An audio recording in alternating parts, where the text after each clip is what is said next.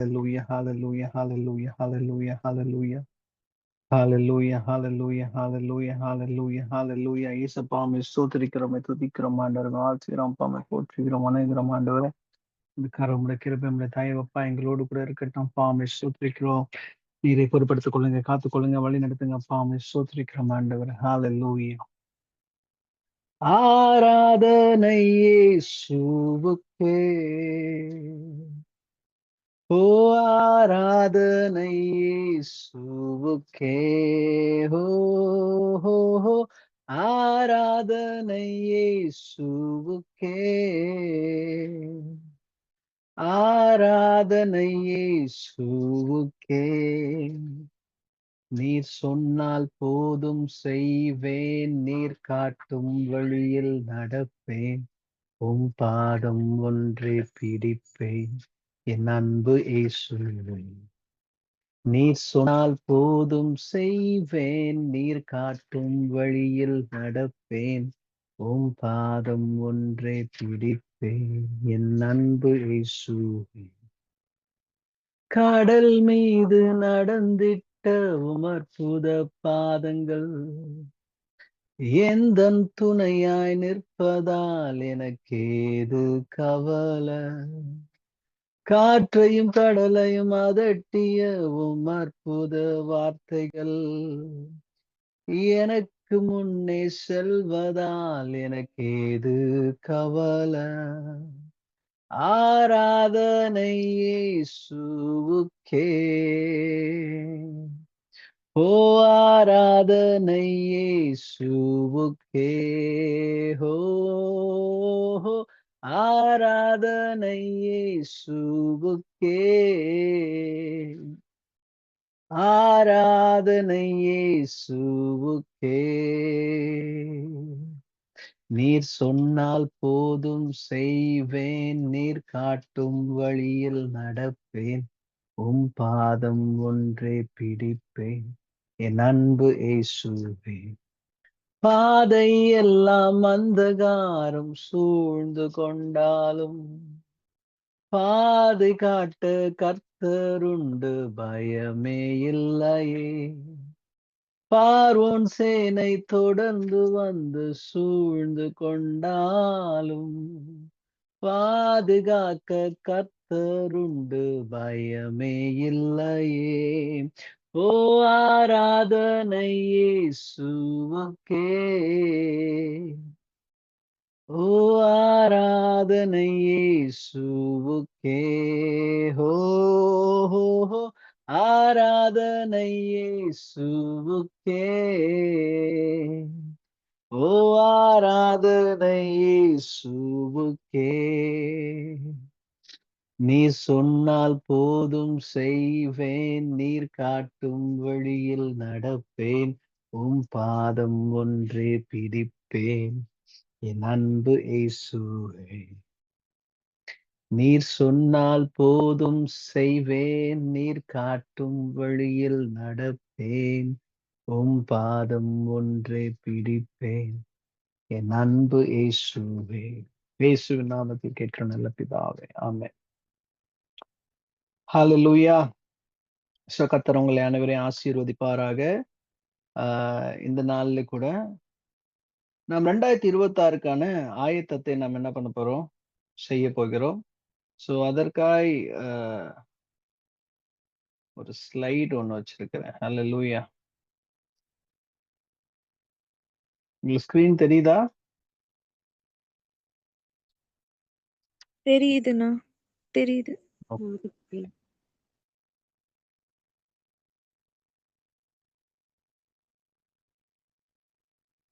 Okay. So நம்ம போன வாரம் நம்ம என்ன பார்த்தோம் அப்படின்னா, எழுந்து கடந்து அப்படின்னு சொல்லி நம்ம பார்த்தோம் இல்லையா? சோ என்ன வசனம் பார்த்தோம் அப்படின்னா, நம்ம மோசே மரித்து விட்டாரு. அதற்கு பிறகு என்ன வசனம் சொல்லுது அப்படின்னா, யோசுவா நீயும் உன் ஜனங்கள் என்ன பண்ணணும், எழுந்து இந்த யோர்தானை கடந்து போகும்படியா ஆண்டவர் என்ன பண்றாரு, சொல்றார். சோ 2026க்கான ஆயத்தத்தை நம்ம போன வாரமே நம்ம ஸ்டார்ட் பண்ணிட்டோம். சோ அதற்கு பிறகு இந்த வரப்போகிற இன்னைக்கு பார்க்க போகிற ஒரு 4 பாயிண்ட் இன்னைக்கு நம்ம என்ன பண்ண போறோம், பார்க்க போகிறோம். முதலாவது பாத்தீங்க அப்படின்னா வசனம் எடுத்துக்கொள்ளுங்கள். யோசுவா 1ஆம் அதிகாரம் 7, 8. அதுக்கு முன்னாடி இந்த வருடம் 2026ஆம் வருடம் ஒரு தெளிவாய் ஆண்டவர் என்னோடு கூட பேசினது என்ன அப்படின்னா, அது ஒரு சுதந்தரிக்க போகிற ஒரு வருடம். பாருங்க, இவ்வளவு நாள் ஏதோ தள்ளி, தள்ளி, தள்ளி போய்க் கொண்டிருந்த காரியங்கள், இவ்வளவு நாள் 40 வருஷமாய் சுற்றிக் கொண்டிருந்த காரியங்கள், இந்த ஆண்டு 2026ஆம் ஆண்டு ஆண்டவர் சொல்லுகிறார், நீங்கள் சுதந்தரிக்கப் போகிற ஒரு ஆண்டு. அது எந்த விதமான ஒரு காரியமா இருந்தாலும் சரி, எந்த விதமான ஒரு நோக்கமா இருந்தாலும் சரி, ஆண்டவர் சொல்லுகிறார், நீங்கள் சுதந்தரிக்கப் போகிறீர்கள். இந்த காரியம் எனக்கு கிடைக்கலையே, இந்த காரியத்த நான் ரொம்ப நாளா பார்த்துட்டு இருந்தேனே, ஆனா எனக்கு கிடைக்கலையே அப்படின்னு நீங்க யோசிச்சுட்டு இருக்கிற காரியங்கள ஆண்டவர் சொல்றாரு. சுதந்தரிக்க போறீங்க. ஹல்லேலூயா! சோ, அதுக்கு நம்பி என்னென்ன காரியங்கள் எல்லாம் செய்தா சுதந்தரித்துக் கொள்ளலாம். பாருங்க, முதல் 5 புத்தகம் எழுதினது மோசே. அதுல நான் ஆதியாகமம்னா, அதுல வந்து சிருஷ்டிப்பு இருக்கும். அதற்கு பிறகு ஆதாம், ஏவாள், ஆபிரகாமின் காரியங்கள், அப்படியே நோவா, நோவா அதுக்கப்புறம் ஆபிரகாம், ஈசாக்கு, யாக்கோபு, யோசேப்பு என்ன ஆகும்? ஆதியாகமத்துல இருக்கும். அதற்கு பிறகு யாத்திராகமத்துல மோசே வருவாரு. அதற்கு பிறகு 40 வருஷ பிரயாணம் நடக்கும் யாத்திராகமத்துல. அதற்கு பிறகு என்னாகமத்துல நம்பர்ஸ பத்தி சொல்லுவாங்க. எத்தனை பேர் வந்தாங்க, எத்தனை கோத்திரம் கோத்திரமா எப்படி இருந்தாங்க அப்படின்னுவாங்க. அப்புறம் லேவியராகமம் பார்த்தீங்க அப்படின்னா, பலிகள் இருக்கும். அப்புறம் உபாகமம் பார்த்தீங்கன்னா, ஒரு எக்ஸ்ட்ரா புக். ஆகமம். உபனா எக்ஸ்ட்ரா. என்னன்னா, மறுபடியும் ஒரு ரீவைண்ட் பண்ணுவாரு மோசே. இதெல்லாம் முடிச்சிட்ட பிறகு 40 வருஷம் முடிஞ்சிரும் கரெக்ட்டா. உபாகமம் முடியிறப்போ, மோசே மரணிக்கிறப்போ 40 வருஷம் முடிஞ்சிரும். அப்போ அடுத்து என்ன பண்ணணும் அப்படின்னா, சுதந்தரிக்கணும். யோசுவா புத்தகம் என்றாலே சுதந்தரிக்கக்கூடிய ஒரு புத்தகம். அல்லேலூயா! இப்ப யோசுவா 1ஆம் அதிகாரம். இப்ப நம்ம சுதந்தரிக்கிறதுக்கு முன்னாடியே பார்த்துட்டோம். எழுந்து எத விட்டு எழுந்துன்னு நான் போன வாரம் சொன்னேன். போன வாரம் ஒரு அப்படியே ரீகேப் பண்ணுவோம். துக்கத்தை விட்டு எழுந்திரிக்கணும். தூக்கத்தை விட்டு எழுந்திரிக்கணும். தூசியை உதறிவிட்டு எழுந்திரிக்கணும். ஊழியத்திற்காய் எழுந்திரிக்கணும். இந்த 4 பாயிண்ட் நம்ம என்ன பண்ணோம்? பார்த்தோம். அதற்கு பிறகு கடந்து அதே சிச்சுவேஷன்லயே நம்ம இருந்துடக்கூடாது. நம்ம என்ன பண்ணணும்? யோர்தானை கடக்கணும். நெறைய விஷயங்கள கடந்து என்ன பண்ணணும் நம்ம? செல்லணும் 2026க்கு. அப்போ இன்னைக்கு 3வது பார்த்தீங்க அப்படின்னா, இந்த இடத்துல 3வது ஸ்டெப். ஃபர்ஸ்ட் ஸ்டெப் எழுந்து பாருங்க. சாரி. 1வது ஸ்டெப் எழுந்து. பாருங்க, ஒருத்தர் குச்சி வச்சு ஏஞ்சிருக்கிறாரு. அடுத்தது கடந்து ஒருத்தரு நடந்து போறாரு. 3வது பாருங்க, வேதத்திற்கு கீழ்ப்படிந்து 3வது ஸ்டெப்ஸ். நம்ம ஸ்டெப் பை ஸ்டெப்பா நம்ம என்ன பண்ண போறோம் 2026க்கு போக போறோம். 3வது ஸ்டெப் பார்த்தீங்க அப்படின்னா, வேதத்திற்கு கீழ்ப்படியணும். யோசுவா 1ஆம் அதிகாரம் 7, 8 வசனத்துல பார்த்தீங்கன்னா, என் தாசனாகிய மோசே உனக்கு கற்பித்த நியாயப்பிரமாணத்தை எல்லாம் செய்ய கவனமா இரு. முதலாவது வேதத்திற்கு கீழ்ப்படிந்து நடக்க நம்ம என்ன பண்ணணும்? 2026ல பழகணும். வேதம் என்பது ஏதோ ஒரு கதை புத்தகம் அல்ல. சும்மா வாசிச்சு அப்படியே கடந்து போவதற்கு ஒரு கதை புத்தகம் கிடையாது. அத படிச்சீங்கன்னா, அத படிக்கிறது எதுக்கு அப்படின்னா, அதை கைக்கொள்வதற்காக தான் நமக்கு குடுத்திருக்காரு. ஏன்னா, அவர் குடுத்தவர் யார் அப்படின்னா, பல நேரங்கள்ல நம்ம அந்த என்ன வசனம் இருக்குன்றது நமக்கு புரியாது. சில வசனங்கள் நமக்கு புரியாது. இத நம்ம கடைபிடிக்கணுமா அப்படின்னா, ஆண்டவர் சொன்னா அத கடைபிடிக்கணும். அவ்வளவுதான் விஷயம். பிளைண்டா ஒரு வசனம் மேல நமக்கு இருக்கணுங்க. ஏன்னா, அவர் சர்வத்தையும் அறிந்தவருங்க. அவருக்கு தெரியாத சயன்ஸ் கிடையாது. அவருக்கு தெரியாத பிசிக்ஸ் கிடையாது. அவருக்கு தெரியாத கெமிஸ்ட்ரி கிடையாது. அவருக்கு தெரியாத ஆ அறிவியலே கிடையாது. அவருக்கு தெரியாத மேத்தமேட்டிக்ஸ் கிடையாது. அவர் சொன்னா சரியா இருக்குன்ற ஒரு நம்பிக்கை நமக்கு இருக்கணும். அதனால அவர் சொன்னா என்ன பண்ணணும்? கேட்கணும். வசனம் சொல்லுது, "உனக்கு கற்பித்த நியாய பிரமாணத்தின்படி எல்லாம் செய்ய கவனிக்க கவனமா இருக்க மாத்திரம் பலம் கொண்டு திடமனதா இரு." அப்ப 2026ல உங்களுக்கு என்ன ஒரு ஜெபமா இருக்கணும் அப்டின்னா, நியாய பிரமாணத்தின்படி செய்வதற்கு பலன் குடுங்க ஆண்டவரேன்னு கேட்கணும் நீங்க. வசனத்தின்படி. அந்த காலத்துல அவங்க நியாயப்பிரமாணம்ங்கிறாங்க. ஏன்னா, அவங்களுக்கு என்ன பண்ண வெறும் இந்த 5 புத்தகம் மட்டும் தான் இருந்தது. மோசே எழுதின 5 புத்தகம் இருந்தது. அதன்படி செய்வதற்கு அவங்க கேட்டாங்க. ஆனா இன்னைக்கு நீங்க சொல்லணும், எங்க கையில வேதத்த ஆண்டவர் என்ன பண்ணியிருக்காரு? குடுத்திருக்கிறீங்க. நீங்க குடுத்தத என்ன பண்ணணும் நானு? வாசிக்கிறது மட்டும் கிடையாது. அதன்படி நான் என்ன பண்ணணும்? செய்யணும். அப்போ அதற்கு எனக்கு பலன் குடுங்க ஆண்டவரே. மற்றதுக்கெல்லாம் பலன் குடுக்கறதுக்கு, ஆண்டவரே நான் இந்த வேலைய செய்றதுக்கு பலன் குடுங்க. ஆண்டவரே எனக்கு இந்த காரியத்த செய்வது பலன் குடுங்க. அதெல்லாம் கேட்கிறத விட, ஆண்டவரே உம்முடைய வார்த்தைக்கு கீழ்ப்படிறதுக்கு எனக்கு பலனை கொடுங்க ஆண்டவரே. அப்படிங்கிறத கேட்கணும். அதான் வேதத்துக்கு கீழ்ப்படியணும். 2வது வேதத்தின்படி வாழணுங்க. 3வது ஒரு காரியம் 8வது வசனத்துல சொல்லுது, நியாயப்பிரமாண புஸ்தகம் உன் வாயை விட்டு பிரியாதிருப்பதாக. பாருங்க 3வது பாயிண்ட், இந்த நியாயப்பிரமாண புத்தகம் உன் வாயை விட்டு பிரியக்கூடாது. நெறைய நேரங்கள்ல நாம என்ன பண்றோம் அப்படின்னா, பல உலக பாஷைகள், உலக பேச்சுக்கள், உலக காரியங்கள் தான் வாயில இருக்குதுங்க. நம்ம பேசுறத வச்சே நம்ம ஐடென்டிஃபை பண்ணிடலாம். நம்ம எதுல அதிகமா நம்ம உள்ள இருக்கிறோம். எந்த காரியத்துக்குள்ள அதிகமா இருக்கிறோம். சில பேர் பேசும்போது பார்த்தீங்க அப்படின்னா, அந்த அந்த மீம்ஸு, அந்த ஒரு சினிமா ஜோக்ஸு, அப்போ இந்த காரியங்கள் வந்துகிட்டே இருந்தது அப்படின்னாலே நமக்கு தெரியும். இவங்க நம்ம நெறைய என்ன பண்றாங்க, இந்த விஷயங்கள்லாம் பார்த்துட்டு இருக்கிறாங்க. அதனால அது ஏன்னா உள்ள இருக்கிறது தான் என்ன ஆகும்? வெளியே வரும். அப்ப வசனம் சொல்லுது, நியாயப்பிரமாண வார்த்தை புஸ்தகம் உன் வாயை விட்டு பிரியாதிருப்பதாக.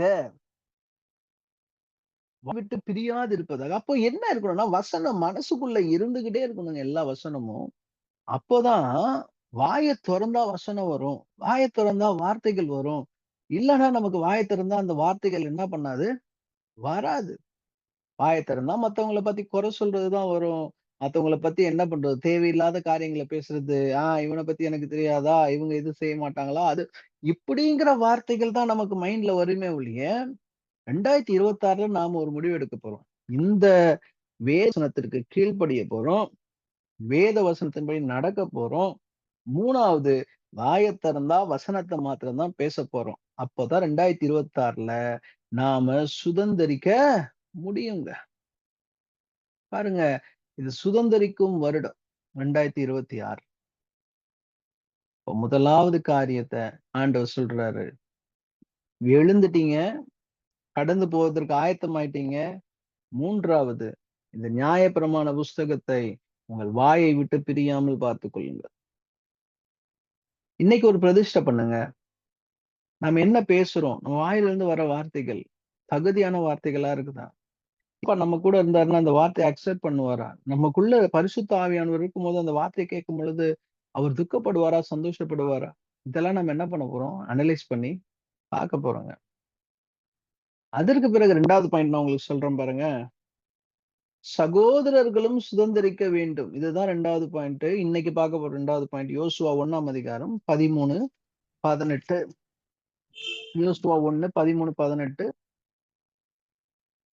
இதோடைய பேக்கிரவுண்ட் நான் சொல்லிடுறேன். ஏன்னா இது கொஞ்சம் பெரிய கதை. 12 கோத்திரத்துல என்ன ஆயிடுச்சு அப்படின்னா, ஒரு 2 1/2 கோத்திரம், 2 1/2 கோத்திரம். யார் யாருன்னா, ரூபன் கோத்திரம், காத் கோத்திரம், மனாசேயின் பாதி கோத்திரம். 12 கோத்திரத்துல 2 1/2 கோத்திரம் என்ன ஆயிடுச்சுன்னா, யோர்தானுக்கு முன்னாடியே என்ன சொல்ட்டாங்கன்னா, எங்களுக்கு இந்த இடமே ரொம்ப நல்லா இருக்கு. அங்க இருந்தே கானான் தேசம் ஆரம்பிச்சிருச்சு. யோர்தானுக்கு முன்னாடில இருந்து என்ன ஆயிடுச்சு, கானான் தேசம் ஆரம்பித்து விட்டது. அவங்க சொல்றாங்க, இந்த இடம் ரொம்ப நல்லா இருக்கு. நாங்க 2 1/2 கோத்திரம் என்ன பண்ணிடுறோம், இங்க இருக்கிறோம். அப்ப மோசே சொன்னாரு, இல்ல, இல்ல, இல்ல. உங்க சகோதரர்கள் அங்க போய் தேசத்த சுதந்தரிக்கணும். யோர்தானை தாண்டி போய் தேசத்த சுதந்தரிக்கணும். இவ்வளவு நாள் உங்களுக்காக அவங்கலாம் சண்டை போட்டாங்க இல்லையா? இப்ப நீங்க இங்க ஸ்டே பண்ணிட்டீங்கன்னா, அவங்களுக்காக சண்டை போடுறதுக்கு ஆட்கள் என்ன பண்ணிடுவாங்க? கம்மி ஆயிடுவாங்க. அப்போ நீங்களும் அவங்க கூட போய் என்ன பண்ணுங்க? சண்டை போட்டுட்டு, அவங்க எல்லாம் சுதந்தரிச்ச பிறகு, நீங்க என்ன பண்ணுங்க? மறுபடியும் இங்க வந்துருங்க. அப்படின்னு மோசே கிட்ட சொன்னாங்க. மோசேயும் ஒத்துக்கிட்டாரு. இப்போ யோசுவா இருக்கிறாரு.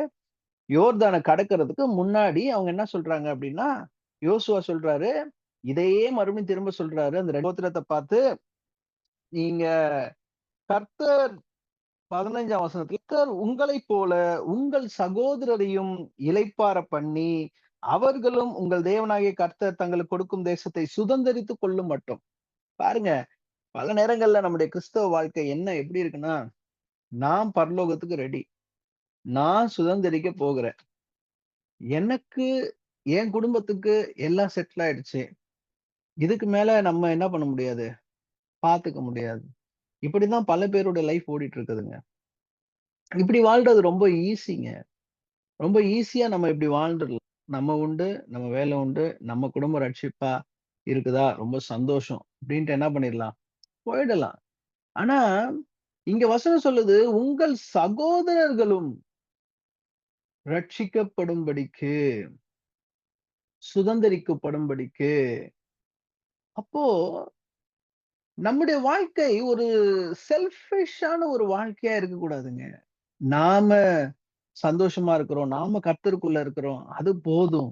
அப்படின்ட்டு என்ன பண்ணக்கூடாது? இருக்கக்கூடாது. நம்முடைய சகோதரர்களும், நம்முடைய அண்டை வீட்ல இருக்கிறவங்களும், நம்முடைய சொந்தக்காரங்களும், நம்மை எதிர்த்து பேசினவர்களும், நம்ம மூஞ்சில காரி துப்பினவர்களும், அப்ப சுதந்திரிக்கிறதுங்கிறது ரொம்ப ஈஸியான காரியம் கிடையாதுங்க. நாம மாத்திரம் சுதந்திரித்துக் கொண்டு போவது ஒரு கிறிஸ்தவ வாழ்க்கை அல்ல. போகணும். எதுக்கு சீஷர்கள எல்லா உலகத்துக்கே அனுப்புனாரு? நீங்கள் உலகம் எங்கும் போங்கன்னு ஏன் சொன்னாரு? எல்லாரும் ரட்சிக்கப்படணும். எல்லாரும் ஆண்டவருக்குள்ள வரணும். அப்ப இந்த சுதந்திரிக்கிறது நாம மட்டும் சுதந்திரிக்க கூடாது. அதுதான் கீழ ஒரு படம் போட்டிருக்கேன். எல்லா கையும் என்ன பண்ணணும்? சேரணும். சகோதரர்கள் எல்லாருமே என்ன பண்ணணும்? ஒண்ணு சேரணும். ஆபிரகாம் பாருங்க, ஆதியாகமம் 14ஆம் அதிகாரத்துல இருக்கும். லுத்துங்கிறவரு அவரு கூட சண்டை போட்டு வந்தவருங்க. சண்டை போட்டுட்டு வந்தவரு, "நீ இங்க போனா நான் அங்க போறேன். நான் அங்க போனா நீ இங்க போறேன்." அப்படின்ட்டு போனாருங்க. போன ஒரு ஃபேமிலில ஒரு பிரச்சனை. ஆதியாகமம் 14, 12ல இருந்து வாசிக்கிறேன் நானு. ஆபிரகாமின் சகோதரனுடைய குமாரனாகிய லோத்து சோதோமிலே குடியிருந்தபடியால் அவனையும் அவன் பொருட்களையும் கொண்டு போய் விட்டார்கள்.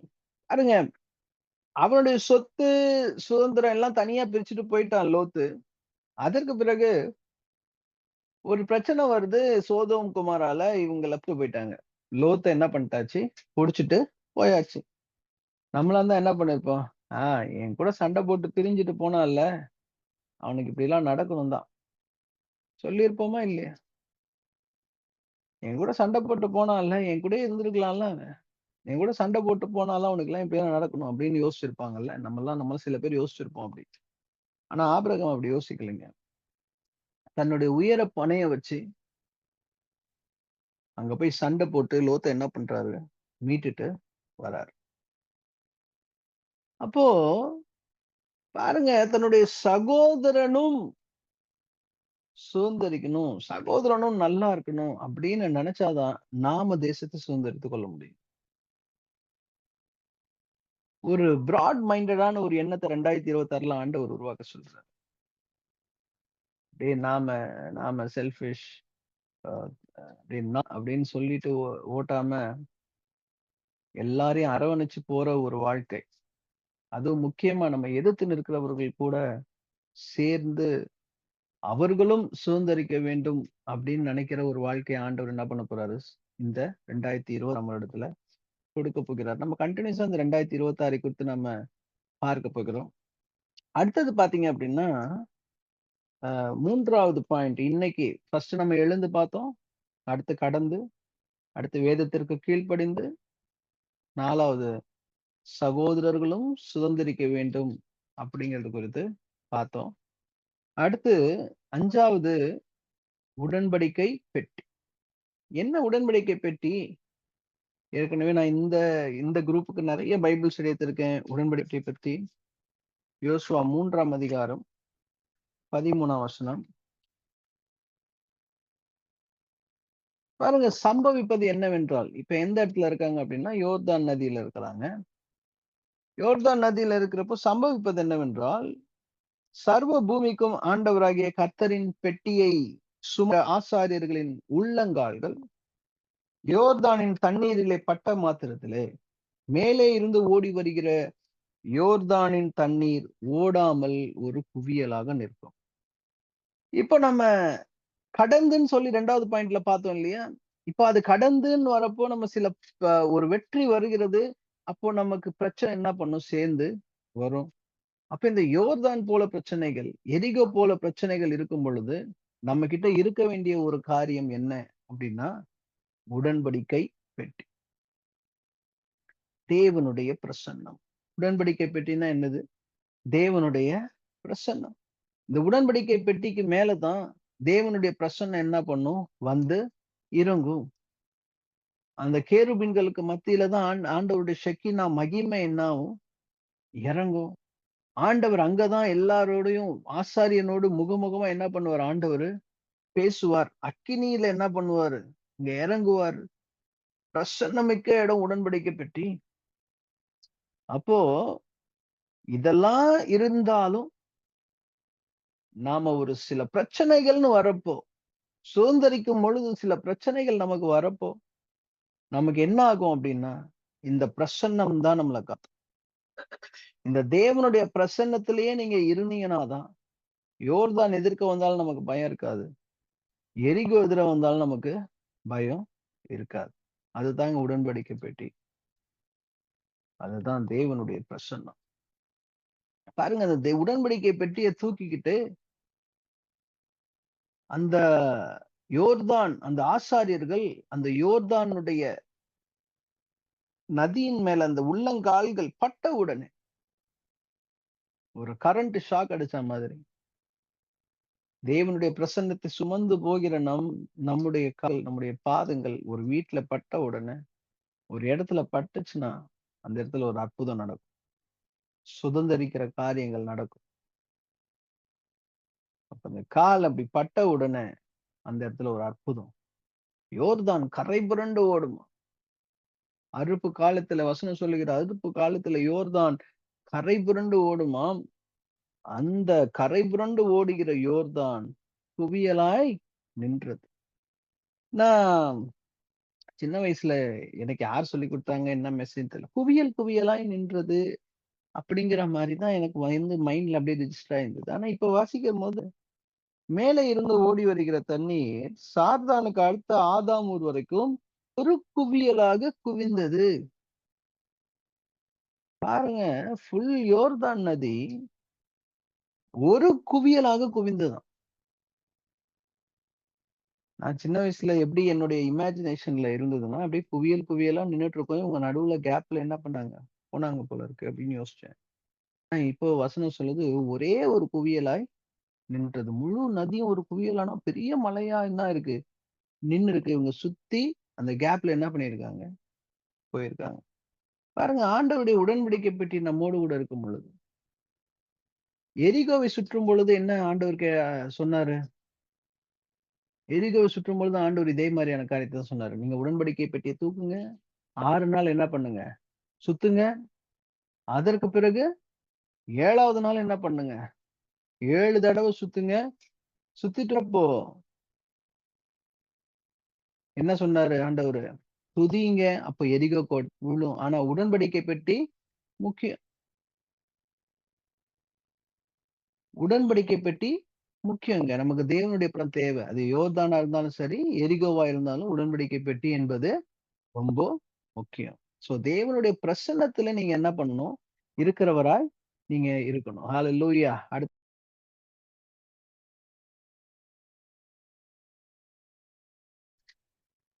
ஹalleluya. அடுத்து லாஸ்ட் பாயிண்ட் நம்ம பார்க்க போறோம். அடுத்த சந்ததி. அடுத்த சந்ததி பாருங்க 5ஆம் அதிகாரத்துல பார்த்தீங்க அப்படின்னா 2ஆம் வசனத்துல சொல்லுது வசனம். அக்காலத்திலே கர்த்தர் யோசுவாவை நோக்கி, நீ கற்கான கத்திகளை உண்டாக்கி திரும்ப 2ஆம் விசை இஸ்ரவேல் புத்திரரை விருத்தசனம் பண்ணு. பாருங்க, இது ஒரு மிக முக்கியமான விஷயங்க. நாம சுதந்தரிக்க போகிறோம் 2026ல அப்படின்னா, நாம மட்டும் சுதந்தரிச்சால் பத்தாது. நம்மோடு கூட சேர்ந்து நம்முடைய பிள்ளைகளும், அதாவது அடுத்த தலைமுறையும் நம்மோடு கூட சேர்ந்து ஊழியம் செய்ய வேண்டும். எத்தனை பேர் இத நம்புறீங்க? நாம மட்டும் ஊழியம் செஞ்சா சுதந்திரிக்க முடியாதுங்க. நம்மோடு கூட சேர்ந்து நம்முடைய பிள்ளை கூட இருக்கணும். இந்த இடத்துல என்ன நடக்குது அப்படின்னா, மோசே எகிப்துல இருந்து வந்த எல்லா பெரியவர்களுக்கும், எல்லா ஆண்களுக்கும் விருத்தசேதனம் பண்ணிட்டார். அதற்கு பிறகு பிறந்த பிள்ளைகள், இந்த 40 வருஷ கேப்ல பிறந்த பிள்ளைகள், அவர்களுக்கெல்லாம் விருத்தசேதனம் செய்யப்படவில்லை. இப்போ சுதந்திரிக்க போகிறோம். சுதந்தரிக்க போகும்போது யோசுவாக்கு கட்டளை வருது. நீ ஒரு கருக்கான கத்தியை எடுத்து எல்லா ஆண் பிள்ளைகளுக்கும், அதற்கு பிறகு செகண்ட் ஜெனரேஷன் அடுத்த சந்ததி அவர்களுக்கு நீ விருத்த சேதனம் செய்ய வேண்டும். இன்னைக்கு பார்த்துட்டு இருக்கிற கேட்டுடுற அன்பு பிள்ளைகளுக்கு நான் சொல்லுகிறேன், அடுத்த சந்ததி இந்த வருஷம் ஞான ஸ்நானத்துக்கு ஆயத்தமாக வேண்டும். அடுத்த சந்ததி கர்த்தருடைய பரிசுத்த ஆவியை பெற்றுக்கொள்வதற்கு ஆயத்தமாக வேண்டும். ஏன்னா இந்த காலத்துல உலகம் ரொம்ப மோசமா போயிட்டு இருக்குதுங்க. அவர்களை எவ்வளவு சீக்கிரம் ஆண்டவருக்குள்ளாய் கொண்டு வந்து நம்ம வைக்கணுமோ, அவ்வளவு சீக்கிரம் என்ன பண்ணணும் அவர்கள கொண்டு வந்து ரத்த கோட்டைக்குள்ளாய் மூடி மறைத்து என்ன பண்ணல வச்சுக்கணும். உலகம் படு மோசமா போயிட்டு இருக்கு. நீங்க பார்க்கிற செய்திகள், கேட்கிற செய்திகளை எல்லாம் நீங்க கேட்டீங்க அப்படின்னா, இவர்களை ஆண்டவராய் சீக்கிரமா என்ன பண்ணணும்? கொண்டு வரணுங்க. விருத்த சேதனம் என்பது ரத்தத்தாலான ஒரு உடன்படிக்கை. பழைய ஏற்பாட்டுல விருத்த சேதனம், புதிய ஏற்பாடும் நடந்த விருத்த சேதனம் எங்க போச்சுன்னே தெரிஞ்சிருக்காது. ஏன்னா, ஆண்டவர் சிலுவையிலே ரத்தத்தாலான என்ன பண்ணாரு? உடன்படிக்கையை செஞ்சாருங்க. அந்த ரத்தத்தாலான உடன்படிக்கை அவர் செஞ்சதுனால, விருத்த சேதனம் என்னவாயிற்று அப்படின்னா, புதிய ஏற்பாட்டுல இருதயத்தில் விருத்த சேதனம் உள்ளவர்களாகின்னு வசனம் சொல்லுது. இப்ப இருதயத்துல விருத்த சேதனம்னா என்னன்னா, மனசுல குத்தப்படணுங்க. அதுதான் ஞானஸ்நானம். மனசுல குத்தப்படணும். அந்த ஒரு அந்த ஒரு வலி வேதனை வந்து விருத்த சேதனத்துல பழைய ஏற்பாட்டுல அவங்க அனுபவங்களே, அது இருதயத்திலே குத்தப்பட்டவர்களாகி வசனம் சொல்லி இருதயத்திலே குத்தப்பட்டவர்களே அவர் ஞானஸ்நானம் பெற்றார்கள். மனம் திரும்புதலுக்கு ஏற்ற ஞானஸ்நானம். நம்முடைய அடுத்த சந்ததியினர், நம்முடைய பிள்ளைகள் என்ன செய்யணும் அப்படின்னா, விருத்த சேதனம் செய்யப்பட வேண்டும். இருதயத்திலே குத்தப்பட்டவர்களாக வேண்டும்.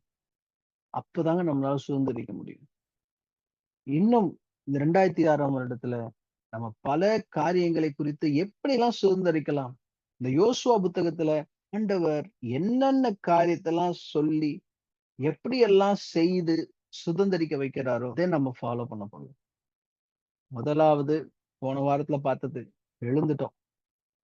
பாருங்க, தூக்கத்திலிருந்து, பாவத்திலிருந்து, தூசிய உதறிட்டு ஊழியத்திற்காக எழுந்துட்டோம். கடந்து போவதற்கு ஆகட்டும். என்ன பாதையா இருந்தாலும் பரவால்ல. ஏன்னா ஏசப்பா என் கூட இருக்கிறார். நான் கடந்து போயிடுவேன். 3வது வேதத்திற்கு கீழ்ப்படிய போறோம். வேதத்தின்படி வாழப் போறோம். நியாயப்பிரமாணம் வாய விட்டு பிரியக்கூடாது. வாய தொறந்தா வசனம் தான் வரணும். அடுத்து 4வது என்னோட செல்ஃபிஷா நான் என்ன பண்ண மாட்டேன். ஊழியம் செய்ய மாட்டேன். என் குடும்பம் மாத்திரம் ரட்சிக்கப்பட்டா போதும் அப்படின்னு நான் என்ன பண்ண மாட்டேன். இருக்க மாட்டேன். எல்லாரும் ரட்சிக்கப்படணும். சகோதரர்களும் ரட்சிக்கப்படணும். செல்ஃபிஷ் இல்லாத ஒரு ஊழியத்த பண்ண போறேன். செய்ய போறேன். அடுத்தது சாதாரணமா இருக்காத நம்முடைய ஊழியம். தேவனுடைய பிரசன்னம் நிறைந்த ஒரு ஊழியம் நமக்கு என்ன பண்ணணும்? தேவை. நம்ம போற வழியில தேவ பிரசன்னம் இருக்கணும். நம்ம மேல தேவ பிரசன்னம் இருக்கணும். நம்முடைய பேசினா வாய திறந்தா தேவ பிரசன்னம் இருக்கணும். உடன்படிக்கை பெட்டியை தூக்கி கொண்டு நடக்கப் போகிறோம் 2026ஆம் வருடத்துல. அடுத்து இந்த 2026ஆம் வருடத்துல நம்முடைய அடுத்த சந்ததி, அடுத்த ஜெனரேஷன் விருத்த சேதனம் பண்ணப்பட வேண்டும். அதாவது அவர்களும் ஊழியத்துக்குள்ள வரணும். அவர்களும் உடன்படிக்கை செய்யணும். அவர்களும் இருதயத்திலே குத்தப்பட்டவர்களாகி ஞான ஸ்நானத்தை பெற்றுக்கொள்ள வேண்டும்.